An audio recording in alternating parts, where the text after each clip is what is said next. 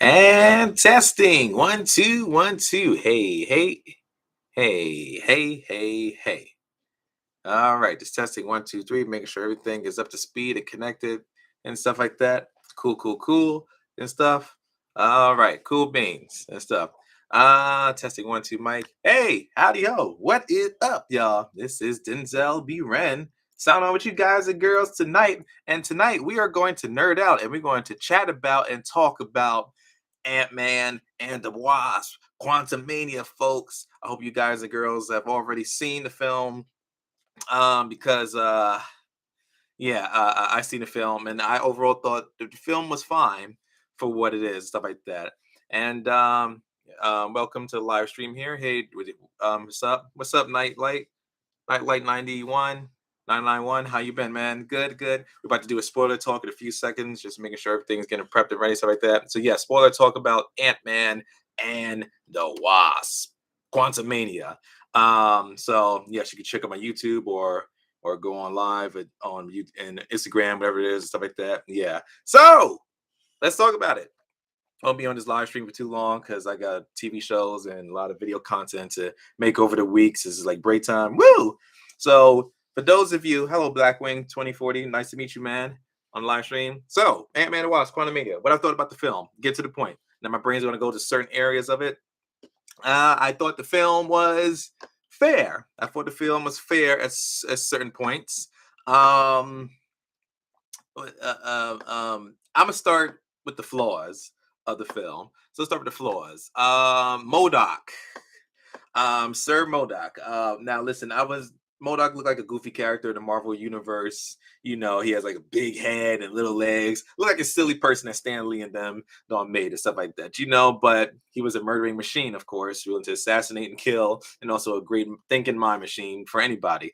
You know, I wasn't too fan or keen on about what Modoc looked like and everything, but the way how he looked like in the movie and CGI and also it wasn't the original Modoc character that was in the comic books, but he used Darren Cross in the movie to be Modoc, which I can understand. It makes sense in their certain story category name, but the way how he looked like, oh my god. But I saw the CGI and everything. He looked at I could say like a gooey out of place. I don't know if that was the director's intention of how Modoc was supposed to look like in the film, but it didn't agree with my stomach. It looked like something that I could just eat something just barfed out of my stomach. Modoc didn't sit right with me and anything. Um, and just his character arc, which was kind of interesting because Darren Cross, we thought he died in Quantum Realm, but then he says that Kang made him and made him to a Modoc machine, and everything so like that. Okay, I said okay, that was cool and everything, but I don't know. He just didn't sit right. The ending with how he concluded, how he died, you know, it didn't end out well for me and stuff like that. I thought Modoc was but it wasn't the best interpretation. So whoever you Marvel fans are a fan of Modoc, then uh I don't know. It kind of remind me, you know what it remind me of? You ever saw Shark Boy and Lava Girl? It kind of like an aspect ratio. Like let's say if I put my face inside of it, but just like a stretched face out of it, yeah, it gave me that kind of vibes. But Modoc, he didn't fit right. And then his redemptive death is just saying to Ant Man's daughter of don't being stop being a dick. And he says, I won't be a dick this time. And at the end, he says, I'm an Avenger. And this guy's like, yeah, sure, you're Avenger. Which I which I agreed on with Scott because he didn't sit right to be an Avenger and everything. But uh I don't know. You know what with the MCU villains problem is, like, for example, Black Widow's Taskmaster, which was a female version of the guy's daughter. And also, which kind of get me upset too, because Taskmaster is supposed to be this Taskmaster guy, stuff like that, which they kind of ruined that. And also, like I said, with Modoc in this one too, what else is the MCU villain character they ruined? Those are only two that I could think of. But Modoc for me, out of five, he was like a 1.5 out of 5. He was in the film, but yeah. But anywho, besides Modoc, I need to drink alcohol or whatever it is just to get my brain past that and everything. But so far, let's talk about what's another flaw. Bill Murray, I thought was fine. I was expecting it just to be him just being short circuited in the film because I was expecting him being there too long or anything. Bill Murray was just Bill Murray. I thought he was just fine the way he was, you know. And what else is another flaw in the film that I could think about, which I didn't like about the film? Um, some people were saying that they didn't like how Kang was easily defeated. I kind of liked it because this is like a teaser of how a certain Kang they could have done it better without Bill Murray makes the time. Yeah, I could agree with that.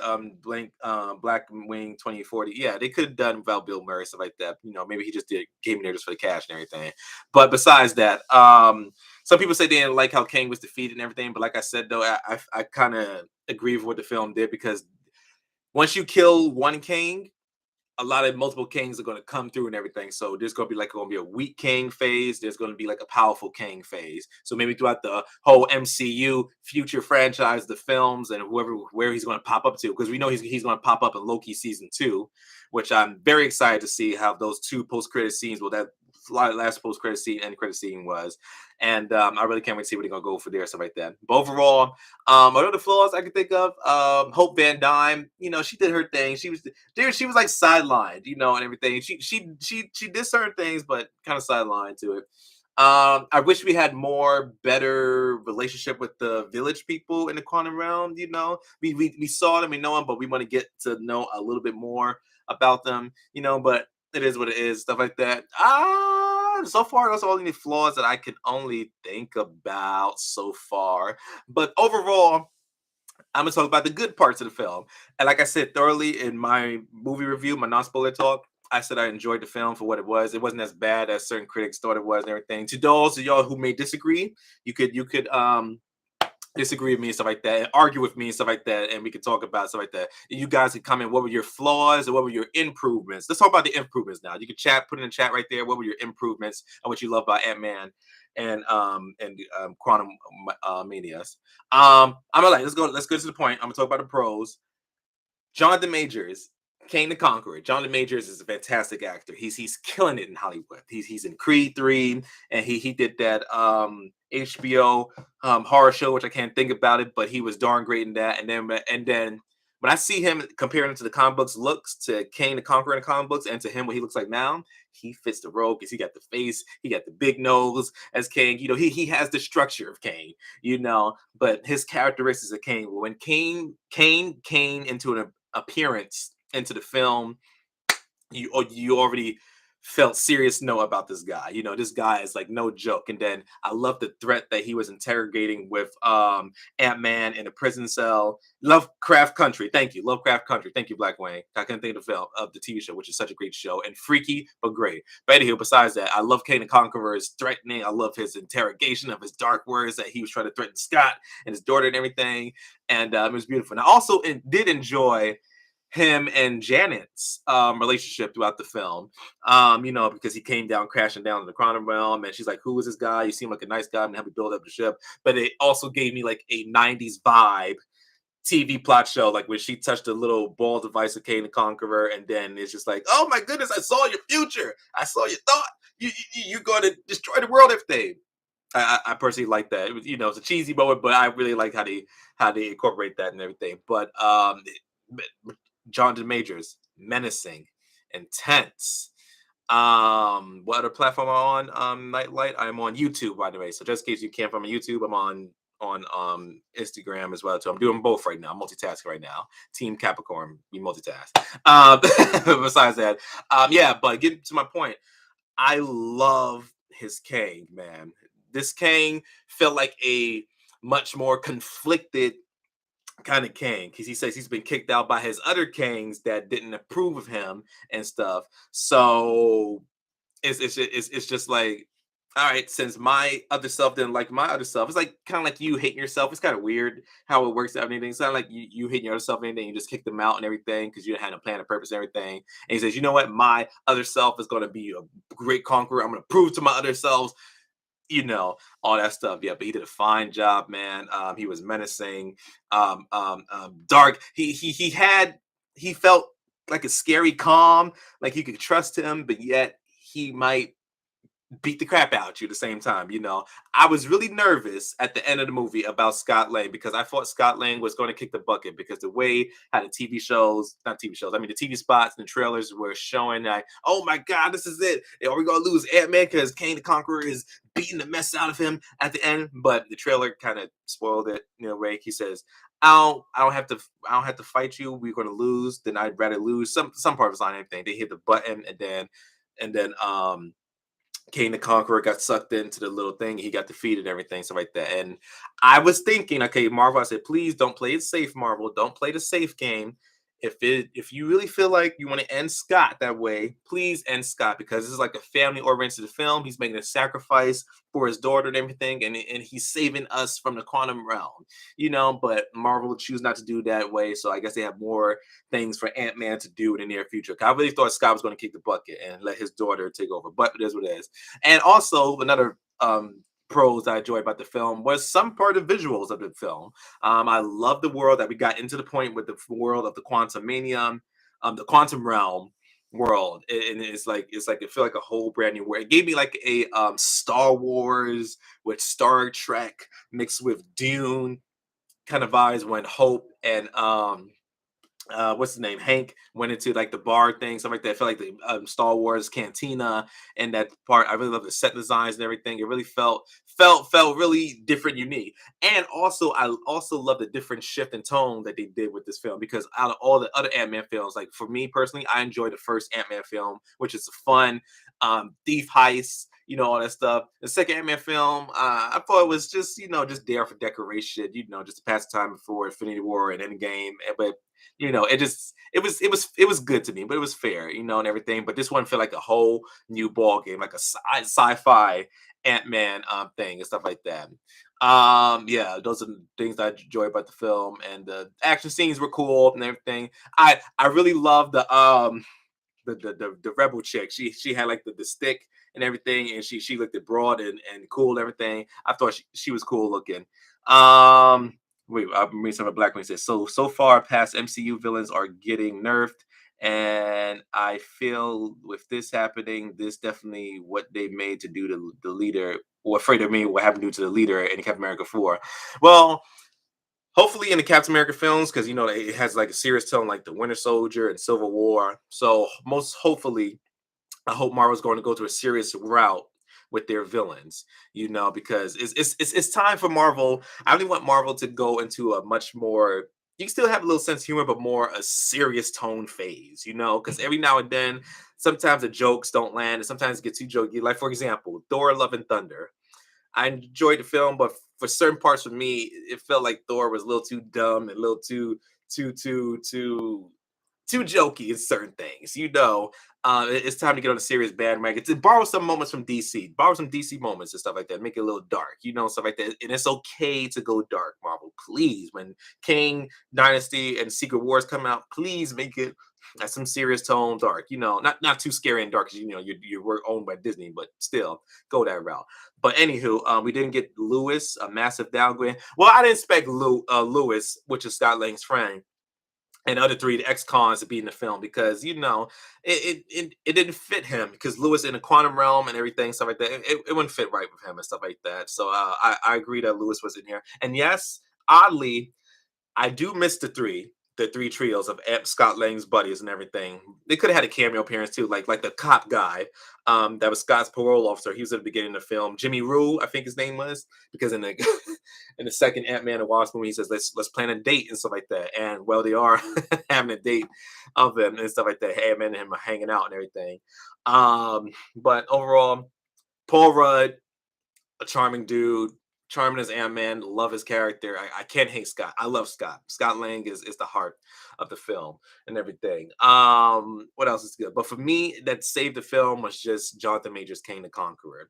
I also enjoyed the addition of the actress who's replacing as Scott Lang's daughter. I can't think of her name right now for Cassie, but she was really cool and everything. And she's going to be featured as a young kid Avenger in the future. So can't wait to see what they're going to do with the young Avengers in the future.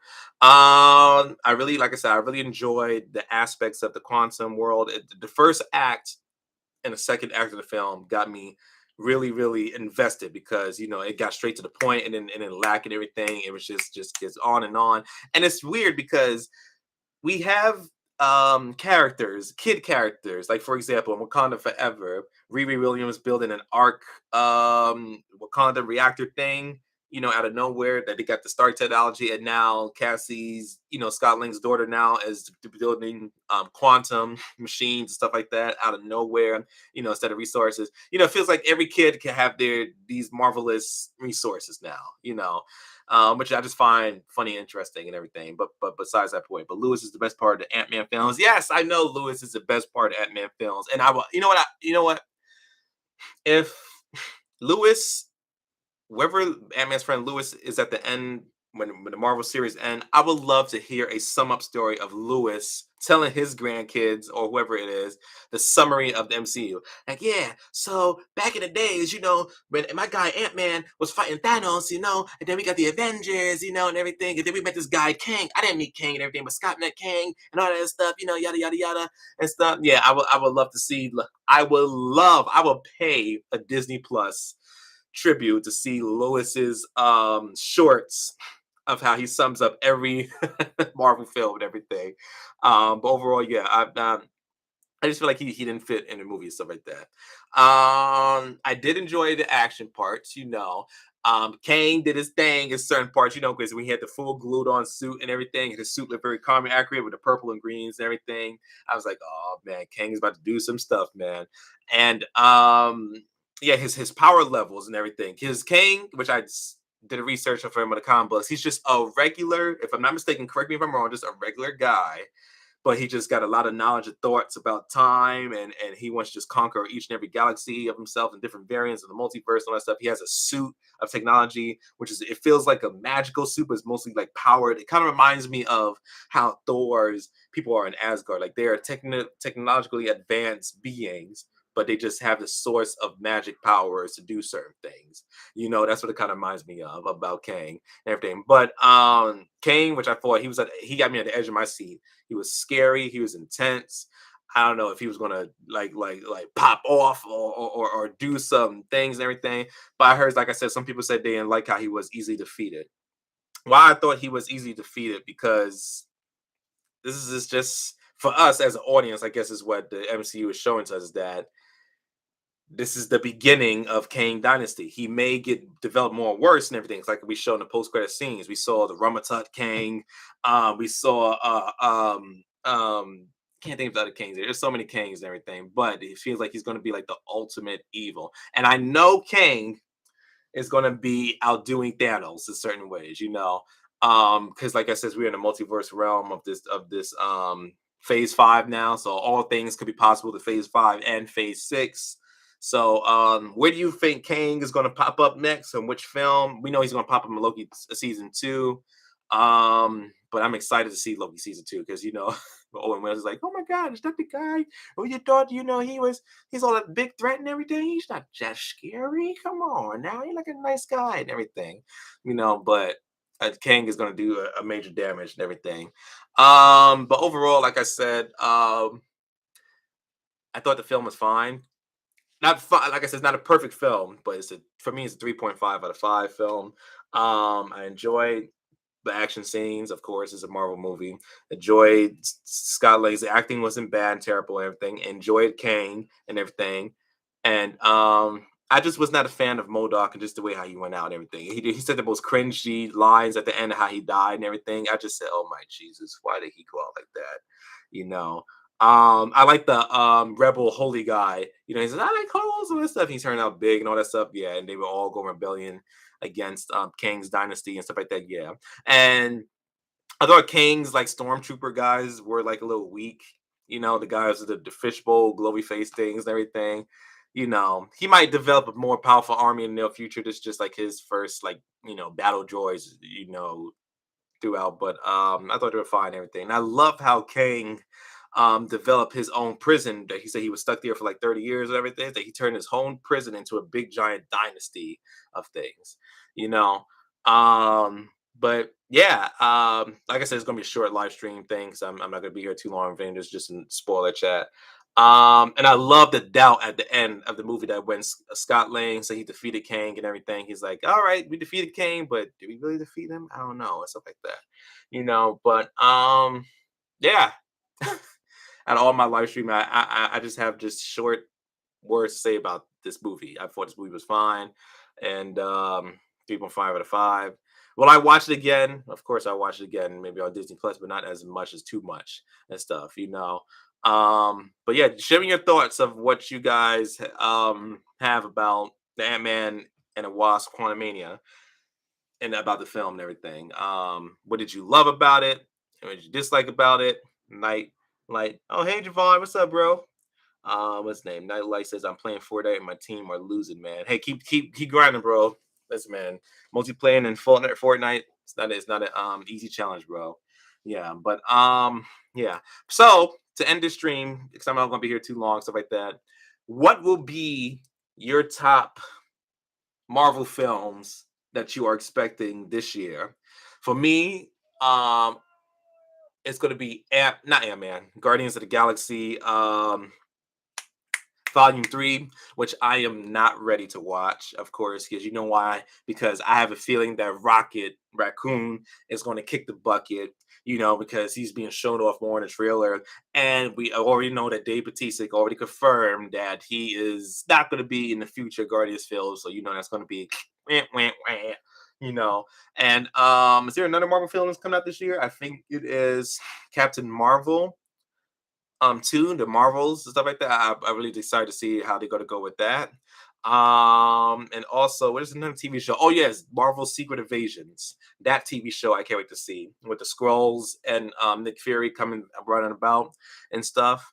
Yeah, that's the TV show I can't wait for to see. But yeah, no, it is so funny. It's like the shortest live stream that I'm doing and stuff like that. Like I have like honestly, I have nothing to say after the film because after I just walked out the film, I felt it was fair. It was good.